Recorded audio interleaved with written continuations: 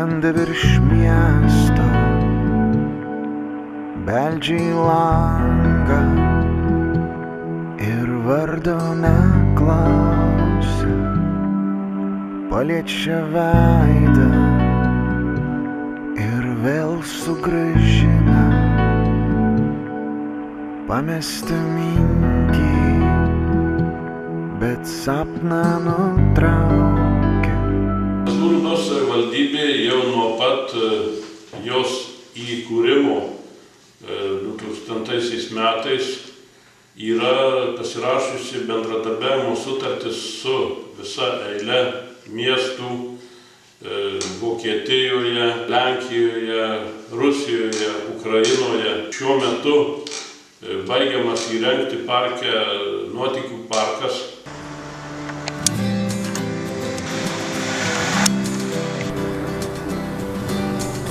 Sveiki, sėdžiu viename iš daugelio platformų esančių Kazlų Rūdos naujajame parke, kuris yra pastatytas bendrai Kazlų Rūdos ir Lenkijos Olecko miesto. Tikrai yra labai baisu.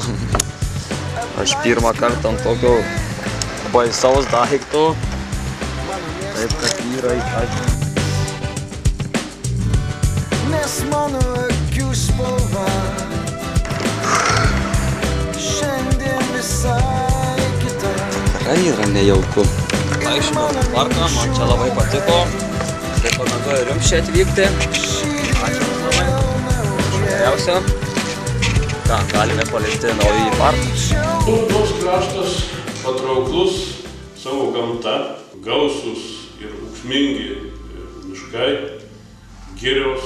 Ir kada aš būdamas jaunas specialistas, 20-metis, prieš 40 metų atvažiavau į Kazlų Rūdą, tikrai buvau sužavėtas čionykštės gamtos ir, kaip matot, pasilikau čia visam likusiam gyvenimui.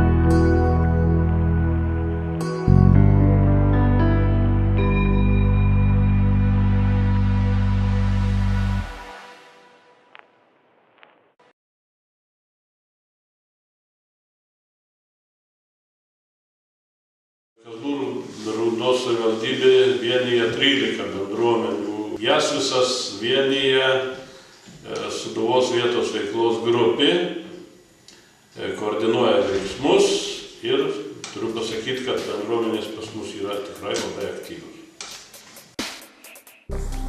Antanavo kraštas iš tikrųjų labai turi gausią kultūrinę istoriją. Prieš jūsų akis, už mano nugaros tiksliau, stovi Antanavo koplyčia neseniai restauruota. Iki 1963 metų koplyčioje meldėsi žmonės ir buvo naudojama liturginiam reikmėm. Deja, kada grindys supuvo ir koplyčia buvo uždaryta. Buvo išvežti paveikslai į ateizmo muziejų, koplyčia tapo sandėliu. Atgavus Lietuvoje nepriklausomybę, taip pat antanaviečių buvo daugelio žmonių svajonė, kad koplyčia vėl teiktų tas paslaugas, kurios buvo prieš tai. Todėl inicijavome ilgus, galim sakyti, kryžiaus kelius, buvo renkami ne 100 parašų žmonių, kreipėmės į tuometinę savivaldybę, į paveldo departamentą, į vyskupiją, kad ieškoti galimybių ir koplyčią atstatyti.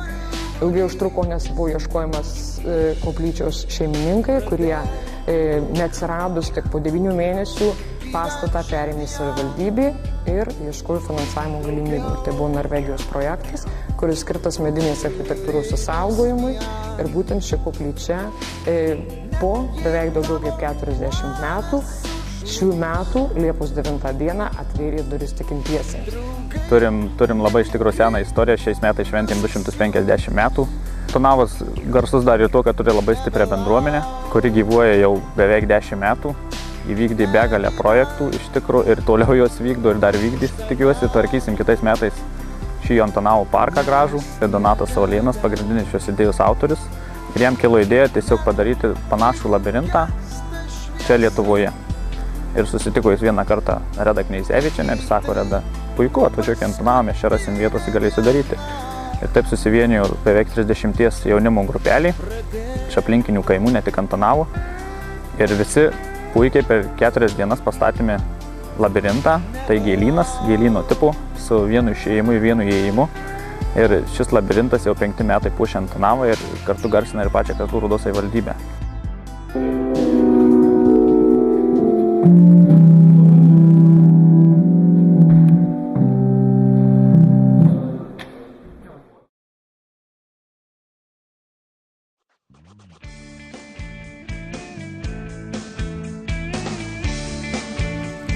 Yra kalbama, kad seniai, kai čia dar buvo vien tik tai girios, čia gyveno bajoras, kuris turėjo dukrą. Ir taip jau nutiko, kad vieną dieną dukra pasimetė, todėl bajoras, norėdamas surasti savo dukrą, pasiuntė visus savo bernus jos ieškoti. Tačiau jiems pasakė, kad kol dukros jie neras, tol jos maitins tik duonos kultomis. Ir tos paieškos užtruko taip ilgai ir tiek daug bernų tos dukros ieškojo, kad šiai vietovei paprasčiausiai ir priliko Kūlutiškių pavadinimas.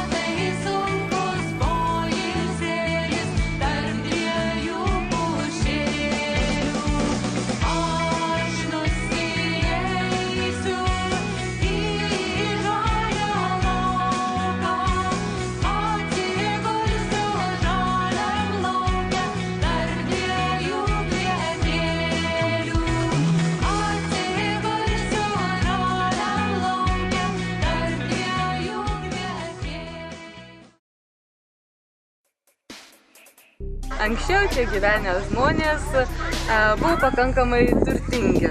Jie rinko medų, sagus, iš jų verslo labai paturtėjo ir, kaip sakoma, pradėti vadinti bagočiais. Bagotės kaimo bendruomenė susikūrė 2002 metais. Kitais metais, kaip tik rugsėjo antroje pusėje, švęsime savo 10-metyje. Bendruomenė ilgą laiką vykdo projektus. Vienas ilgiausiai besitęsiančių projektų yra Kurkime grožį visiems.